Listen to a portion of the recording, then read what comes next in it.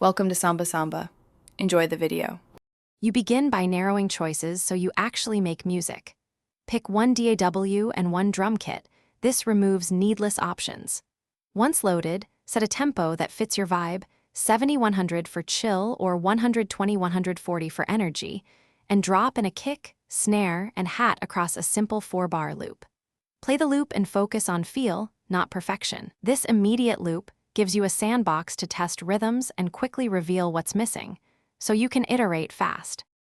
Now you deepen the beat by adding groove and movement. Humanize timing with slight offsets and velocity variation. This creates a natural swing. Once done, layer one syncopated percussion pattern and introduce a short melodic motif to give direction. Make sure to carve frequency space with EQ and glue elements with gentle compression. Sidechain the bass to the kick so the low end breathes. Experiment with small variations every 4 or 8 bars so the loop evolves and keeps the listener engaged.